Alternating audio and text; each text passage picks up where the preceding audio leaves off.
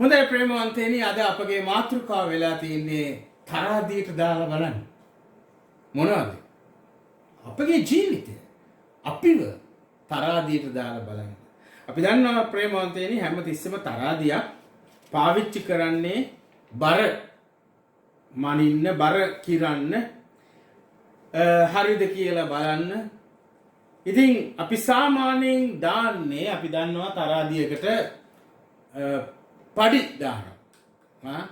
Kilo එකේ පඩිය 500 පඩිය 250 පඩි 100 පඩි මේ විදිහට මේ කිරණ පඩි තමයි අපි දාන්නේ. එතකොට ඒ අනුව අපි දෙන දේ ගන්න දේ ඇති දේ හරිද කියලා අපි දන්නවා. අපි බලනවා.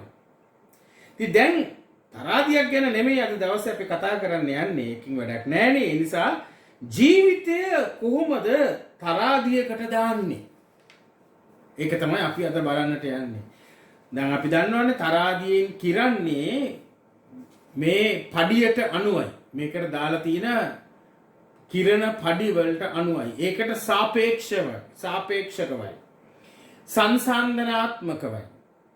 ඒවා කිරනවා.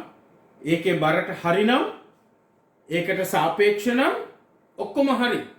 එතකොට අපි සතුටුයි. නමුත් ප්‍රේමවන්තයනි අපගේ ජීවිතය කිරනකොට ජීවිතය සාපේක්ෂව යම් දෙයකට සාපේක්ෂව බලනකොට අපගේ ජීවිතය යම් දේවල් වලට සංසන්දනය කරමින් බලනකොට අද දේව වචනයට අනුව උනේ නැත්නම් ඊ타ත්ම භයානක ගමනක තමයි අපි ගමන් කරන්නේ. මේක අපේ පෞද්ගලික ජීවිතයට පමණක් නෙමෙයි අපගේ සභා ජීවිතයට අපගේ පෞල් ජීවිතයට සමාජීය ජීවිතයට මේ ඔක්කොමතම ප්‍රේමවන්තයනි මේක එහෙමමයි. අවාසනාවට අපි අපේ තරහදියට දාලා තියෙන කිරුම් පඩි ඇත්ත වශයෙන්ම බැලුවොත් ඊ타ත්ම භයානකයි. මොකද අපි දන්නවා අද ලෝකය ගමන් කරන්නේ පුදුම භයානක දිශාවකට. ඉතින් අපිවත් කිරලා බලන්න අපිවත් සංසන්දනය කරන්න ලෝකයේ මේ කිරුම් පඩි භාවිතා කළොත් මොකද වෙන්නේ? ආත්මික දේ තේරුම් ගන්නත් බැරි වෙන විදියකට අපි අන්ධ වෙනවා. ඒක අපිට තේරෙනවා ප්‍රේමවන්තයනි. එදා යේසුස් වහන්සේ නිකදෙමුස්ට ආත්මික දේ පැහැදිලි කරද්දී යේසුස් වහන්සේ කියනවා මා ඔබට ලෞකික දේ ගැන කී කල්ලි ඔබ විශ්වාස නොකරන්නේ නම් ලෝකෝත්තර දේ ප්‍රකාශ කළොත් කෙසේ විශ්වාස කරන්නේ? දැන් නිකදෙමුස්ට යේසුස් වහන්සේ බොහොම සරල උදාහරණයක් අරගෙන පෙන්වුවා. දැන් ඒකවත් එයාට තේරෙන්නේ නැත්තම් නිකදෙමුස්කින් අහනවා මම ආත්මික දේ කොහොමද ඔබට තේරුම් කරලා දෙන්නේ? ඒ වගේම තමයි ප්‍රේමවන්තයනි පාවුල්තුමා කියනවා රෝම 12 වෙනි පරිච්ඡේදයේ රෝම 12 වෙනි පරිච්ඡේදයේ දෙවෙනි පදේ ඔබ ලෝක විවාරය අනුව හැට නොගැසී සිත අලුත් කර ගැනීමෙන් වෙනස් අය වන්න. එවිට දෙවියන් වහන්සේගේ කැමැත්ත එනම් යහපත් වූ පිළිගත වූ සම්පූර්ණ වූ දේ කුමක්ද කියා ඔබට තේරුම් ගත හැකියි. ඔබ එකිනෙකා පවණට වඩා Taman ගැන ඉහළින් නොසිතන ලෙස දෙවියන් වහන්සේ එකිනෙකාට ප්‍රදානය කළ ඇදහිල්ලේ ප්‍රමාණයට තැම්පත් සිතින් සිතන ලෙසත් මට දී ඇති දේව වරප්‍රසාදය අනුව ඔබ එකිනෙකාට කියමි. දැන් ප්‍රේමවන්තයනි යොහන්තුමා ඊගාවට යොහන්තුමාගේ පළවෙනි හසුනේ දෙවෙනි පරිච්ඡේදයේ ලියනවා මේ ලෝකයටවත් එහි ඇති දේවලටවත් ආලය නොකරන්න. යමෙක් ලෝකයට ආලය කරන්නේද දෙවියන් වහන්සේ කෙරෙහි ප්‍රේමය ඔහු තුළ නැත. මන්ද ලෝකෙහි තිබෙන සියල්ල එනම් කාම රාගයත් මානසික තෘෂ්ණාවත් අහංකාරකමත් ඇතිවන්නේ පියාණන් වහන්සේගේ නොව ලෝකයෙන්. ප්‍රේමවන්තයනි ඇත්ත වශයෙන්ම අපි කොච්චර මේ වගේ දේවල් කරනවද? අපේ ජීවිතය තරාදියෙන් අපි කිරනකොට අපි වැරදි මිනුම් දඩු පාවිච්චි කරනවා. දේව කැමැත්ත නැමැති පඩිය වෙනුවට සංසන්දනය. එහෙම නැත්නම් අපි ඇඟ බේරා ගන්න. එහෙම නැත්නම් අපේ වාසිය හෝ අපේ ආශාවන් ඉටු කර ගන්නට. එහෙම නැත්නම් අපේ බලය, අපේ නිලය ආරක්ෂා කර ගැනීමට අපි කොච්චර මේ වගේ දේවල් කරනවද? අන්තිමේදී අපි දන්නේම නැතුව ඒ වගේ දේවල් වලට යොමු වෙනවා. දැන් අපි දන්නවා දේව වචනෙන් අපි උදාහරණ ගත්තොත් සාවුල්ුයි දාවිතුයි මුලින්ම ඇත්ත වශයෙන්ම හොඳට හිටියා. සාවුලුත් යුද්ධෙට ගියා. ඒ වගේම දාවිතුත් යුද්ධෙට ගියා. දැන් මොකද වුනේ? දැන් දාවිත්ට කොහෙත්ම ඕනකමක් තිබුණේ නැහැ ප්‍රේමවන්තයනි සාවුල්ව රිද්දන්න. එහෙම නැත්නම් සාවුල්ව පරද්දන්න. එහෙම නැත්නම් සාවුල්ට වඩා ලොකුකමක් ගන්න දාවිත්ට කොහෙත්ම ඕනකමක් තිබුණේ නැහැ. හැබැයි දාවිත්ට දෙවියන් වහන්සේ දීලා තිබුණා විශේෂ ආලේපයක්. දාවිත්ගෙත් ඒ හපංකම් තිබුණා. ඔහුට ඒ දක්ෂතාවය ඔහුට තිබුණා. ඉතින් දේව වචනේ අපිට මොකද්ද කියන්නේ? දාවිත් පිලිස්තියා මරා පෙරලා එන විට ඊශ්‍රායෙල්හි සියලු නගරවලින් කාන්තාවෝ නික්ම ගායනා කරමින්ද නටමින්ද රබන් ගසමින්ද ප්‍රීතිහන නගමින්ද අත්තාලම් ගසමින්ද සාවුල් රජු හමු වීමට ආහ. කාන්තාවෝ නටනටා ගී ගයමින් මැරී සාවුල් දහස් ගණනක් මැරී දාවිත් දසදහස් ගණනක් යයි කීහ. කොහොමද වැඩි? සාවුල් මේ කීමට අප්‍රසන්න විතා කෝප වී දාවිත් දසදහස් ගණන් මැරුවේ යයි ඔහු කියති. සාවුල් දහස් ගණනක් පමණක් මැරුවේ යයි කියති. දැන් ඔහුට ලැබෙන්නට ඉතිරිව ඇත්තේ රජකම පමණක් යයි කීවේ. එදා පටන් සාවුල් දාවිත් දෙස බැලුවේ ඊර්ෂ්‍යා සහගත ඇසිනි.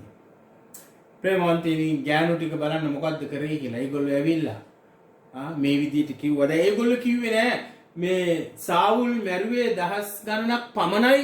නමුත් දාවිත් දසදහස් ගණනක් මැරුවා කියලා පමණයි කියලා කිව්වේ නෑ. හැබැයි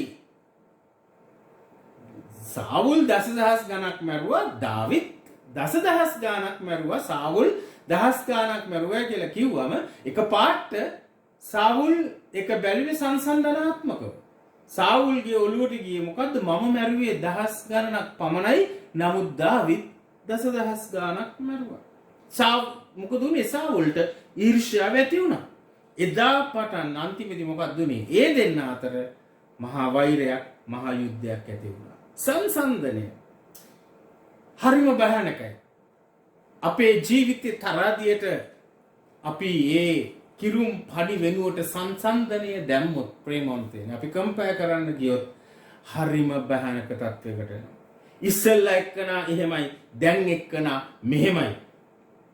එහෙම නැත්තම් අලුතින් ආපු එක්කනා යමක් කරනකොට ඉස්සෙල්ලා එක්කනාව නලියනවා නම්, යාට ඊර්ෂ්‍යාවක් ඇති වෙනවා නම් හරිම භයානකයි. දැන් අපි දකිනවා, අපි නිවුස් බලනකොට පාර්ලිමේන්තුවේ ප්‍රශ්නයක් කවුරු හරි ඇහුවම ඇමතිගොල්ලෝ උත්තරය පටන් ගන්නෙම ගිය ආණ්ඩුව ගැන මොකක් හරි මතක් කරලා. හරි භයානකයි. සංසන්දනය කරන්න තමයි යන්නේ. Taman මේ දේ හරියට කරාද කරනවද කියලා උත්තර දෙනවට වඩා ඒගොල්ලෝ බලන්නේ ඉස්සෙල්ලා අය මෙහෙම කරේ, ඉස්සෙල්ලා අය මෙහෙම කරේ කියලා සංසන්දනය කරනවා. බලන්න ප්‍රේමවන්තයනි, අකීකුරු පුත්‍රයාගේ කතාව අරගෙන අපි ඉතින් හැමතිස්සෙම මල්ලි ගැන විතරනේ කතා කරන්නේ. නමුත් අයියට මොකක්ද උනේ? මල්ලි ගෙදර ඇවිල්ලා තාත්තා තරකර වස්ස මරලා මුද්දක් දාලා පහන් දාලා පාවහන් දාලා හොඳ වස්ත්‍රයක් ඇඳුවයි කියලා කිව්වම අයියට මොකක්ද හිතුනේ? අයියට පොඩි ඊර්ෂ්‍යාවක් ඇති වුණා. අයියා ඒක දැක්ටි අසාධාරණ විදියට. ඇයි ඒක? සංසන්දනය කරන්න ගියා. මම ගත කරන ජීවිතයයි එයා ගත කරපු ජීවිතයයි. එහෙම නැත්නම් එයා ගත කරපු කීකරු ජීවිතය ගැන දෙවියන් වහන්සේට ප්‍රශංසා කරලා එයා සෑහීමකටපත් වුණා නම් ප්‍රේමවන්තයනි, එවැනි තත්වයක් ඇති වෙන්නේ නැහැ. ඉතින් එයා මොකද කරේ? එයා සංසන්දනය කරන්න ගියාම එයාගේ හිතට ඊර්ෂ්‍යාවක් ඇති වුණා. මල්ලිට මෙහෙම දෙයක් කරා නේද කියලා. අපිට ප්‍රේමවන්තේනි දේව වචනය නැමැති පඩි මිනුම් පඩි අපේ ජීවිතයට දාගෙන ජීවිතය කිරා ගන්න තිබෙනවා. අපේ පෞද්ගලික ජීවිතයත් ප්‍රේමවන්තේනි සංසන්දනයට ගිහිල්ලා එක්කෙනාට අනිත් එක්කෙනාට සාපේක්ෂකව යම් දේවල් කරන්න ගිහිල්ලා අපි ගොඩක් අමාරු වැටෙනවා. උදාහරණයක් වාහනයක් ගන්න යනවා. ඇයි? නෑ ඉතින් අරගොල්ලොත් වාහනයක් අරගෙනනේ. ඉතින් ඊට වඩා හොඳ වාහනයක් අපි ගන්න ඕන. දැන් හරි ලේසි. මොකද ලීසින් ඕන තරම් තියෙනවා. ඉතින් ණය වෙලා ගන්න පුළුවන්. හැබැයි අන්තිමේදී ලීස් එක ගෙවන්න ගියාම තමයි ප්‍රේමවන්තයිනි මොකද්ද වෙන්නේ? ලීස් එක අපිව පාලනය කරන්න පටන් ගන්නවා. ප්‍රේමවන්තයිනි මේ ඒ වගේම තමයි මේකේ සදාචාරාත්මක පැත්ත ඊ타ත්ම භයානකයි. අනාචාරයට යොමු වෙනකොට ඒවා කිරන්න දාන පඩි මොනවද?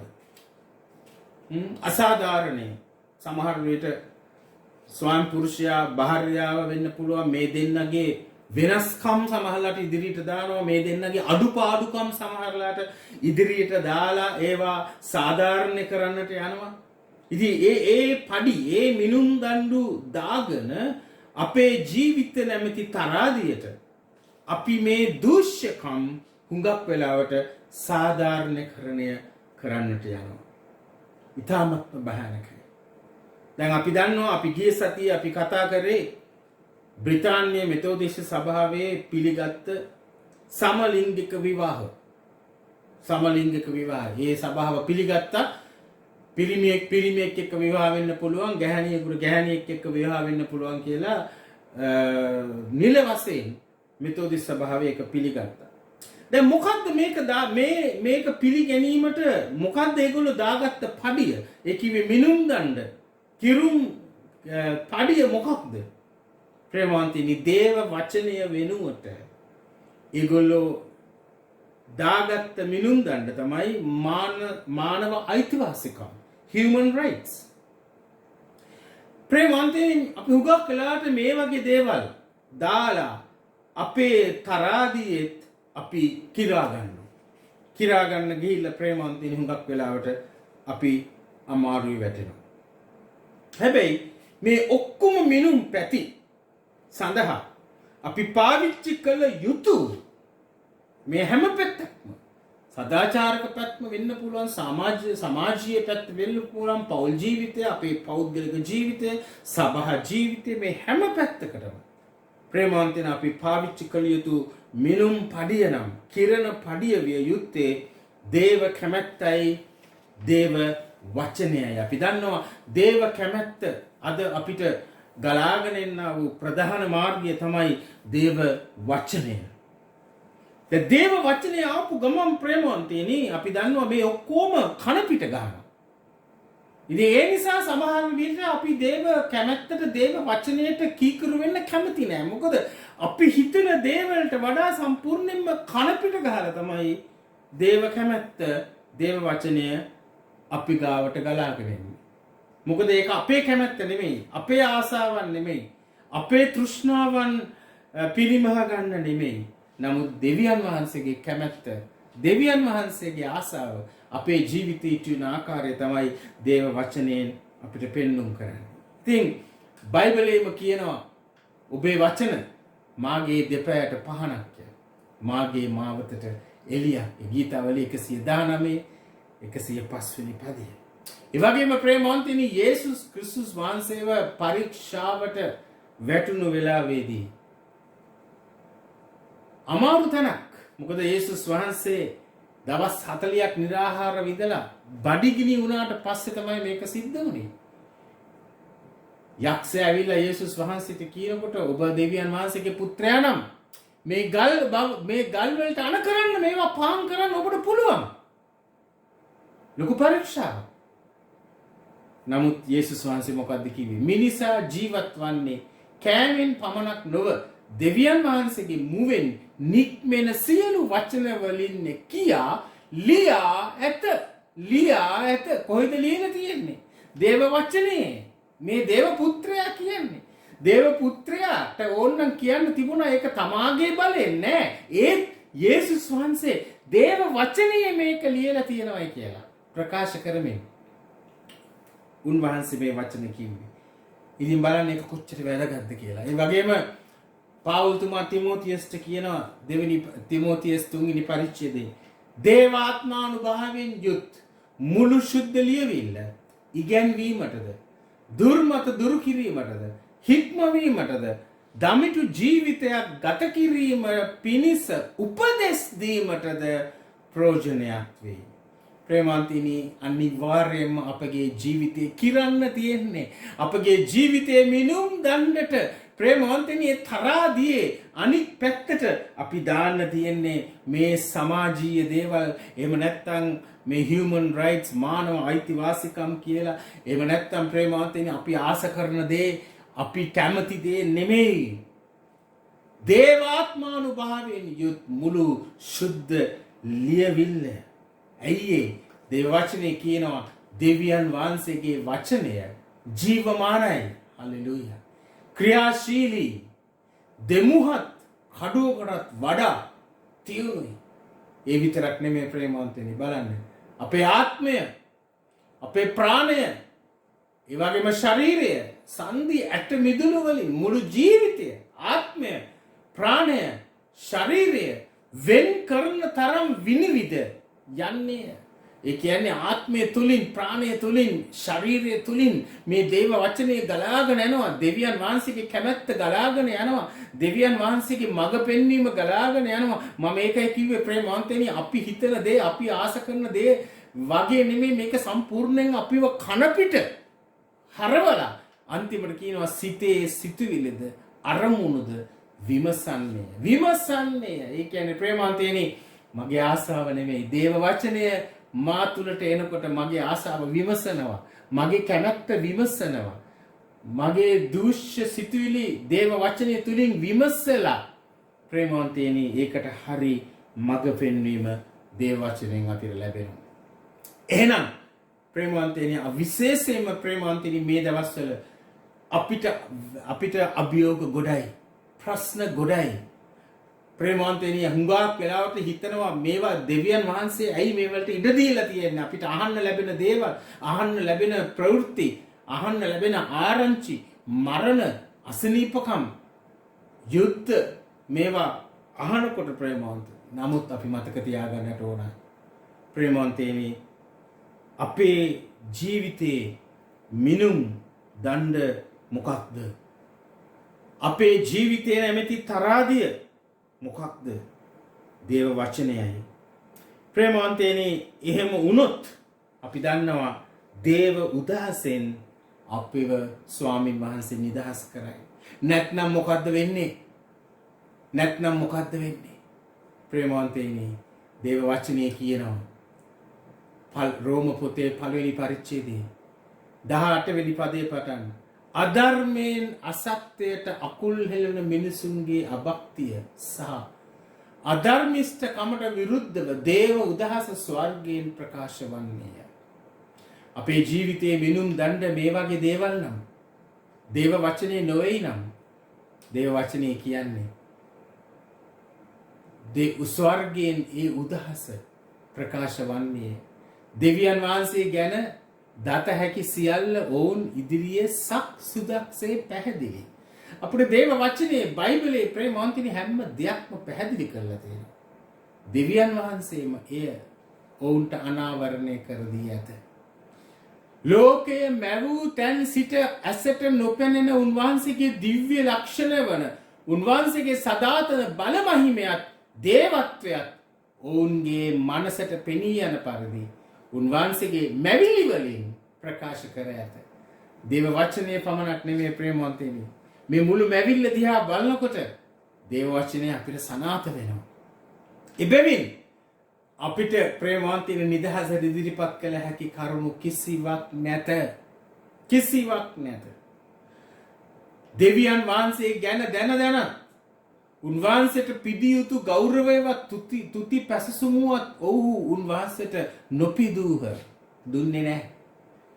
මෙසේ ඔවුන්ගේ තර්ක විතර්ක නිස්සාර බවට පත්වී ඔවුන්ගේ මුලාව ගිය මනස අඳුරු විය. ඔවුන්ගේ තර්ක විතර්ක කියලා කියන්නේ ඔවුන් ප්‍රේමවන්තයනි දේව වචනයට අනුව ජීවත් වෙන්නේ නැතුව ඔවුන් තර්ක කරගෙන ඔවුන්ගේ තර්ක වලට අනුව තමයි ඔවුන් ජීවත් වෙන්නේ. ඔවුන්ගේ මුලාව ගිය මනස අඳුරු විය. සිය ප්‍රඥාව ගැන පුරසාරම් දෙඩු ඔවුන් අඥානයන් වී ඇත. ප්‍රේමවන්තයනි අන්තිමේදී මොකක්ද දේව වචනේ කියන්නේ? දෙවියන් වහන්සේම අපිට පාවා දීලා අපිව පාවා දීලා අන්තිමේදී අපිම දන්නේ අපි කොහෙද යන්නේ කියලා. ප්‍රේමවන්තයනි ඒ නිසා දේව වචනේ අන්තිමට කියනවා එබැවින් මොකද්ද කියන්නේ? දෙවියන් වහන්සේ ඔවුන්ගේ මානසික තෘෂ්ණාවලටද කායික දූෂණවලටද ඔවුන් පාවා දුන්සේක. ප්‍රේමවන්තයනි අපි දේව වචනයට දේව කැමැත්තට අපි කීකුරු වෙන්නේ නැත්නම් ඒ මොකද ඒක දෙවියන් වහන්සේ අපිට දීලා ඉවරයි. සක් සුදක්සේ දේව වචනේ කියන්නේ එහෙමයි. සක් සුදක්සේ කියලා කියන්නේ ඊටමත් පැහැදිලිවම ඒක අපිට දීලා ඉවරයි. නමුත් අපි ඒකට කීකුරු වෙන්නේ නැත්නම් ප්‍රේමවන්තයනි දෙවියන් වහන්සේම අපිව මේ අපේ මානසික තෘෂ්ණාවලට උන්වහන්සේ අපව පාවලා දෙනවා. මොනතරම් භයානක දෙයක්. ඒ නිසා ප්‍රේමවන්තයනි දේව කැමැත්ත දෙවියන් වහන්සේගේ වචනය අපේ ජීවිතේ මිනුම් දණ්ඩ කරගමු. අර නිකම් පාවිච්චි කරන මිනුම් පඩි නෙමෙයි. ඒ වගේම ප්‍රේමවන්තයනි සංසන්දනය කිරීම නෙමෙයි. සාපේක්ෂ කිරීමක් නෙමෙයි. අරයා මෙහෙමයි මෙයා මෙහෙමයි කියන එක නෙමෙයි. දෙවියන් වහන්සේගේ වචනය. දේව වචනය ප්‍රේමවන්තයනි අපිට කියන්නේ මොකක්ද? ආදරවන්ත දෙවි පියාණෙනි අපි ඔබ වහන්සේට ස්තුතිවන්ත වෙනවා ස්වාමීන් වහන්සේ. ඔබ වහන්සේ මෙවැනි වචනයක් ඔබ වහන්සේ අපිට දීලා තිබෙන නිසා මුළු ජීවිතේටම අපේ මුළු දේව භක්තියටම අදාළ ඇති වෙන්නට ඔබ වහන්සේ දීලා තියෙනවා කියලා ඔබ වහන්සේගේ වචනේ කියන්නේ. ඒ නිසා ස්වාමීන් වහන්සේ අපිට අපගේ මේ ජීවිතේ නැමැති මේ තරහදී මිනුම් දණ්ඩ හැටියට ඔබ වහන්සේගේ කැමැත්තත් ඒ දේව වචනයත් පාවිච්චි කරන්නට අපි පුහුණු කරන්න ස්වාමීනි. අපිට කමා වෙලා ඔබ වහන්සේගේ සමාව අපිට දුන මැනව. සීල ගෞරවය මහිමය ප්‍රශංසාව ඔබ වහන්සේටමයි. දැන් අපගේ ස්වාමීන් යේසුස් ක්‍රිස්තුස් වහන්සේගේ කරුණාවද පිය වූ දෙවියන් වහන්සේගේ ප්‍රේමයද ශුද්ධාත්මයන් වහන්සේගේ සහභාගීකම අප සියලු දෙනා සමග දැනුත් මතු සදා කාලෙටම පවතින සේක්වා. ආමෙන්. ඔබ සැමට ජේසු පීඨයි.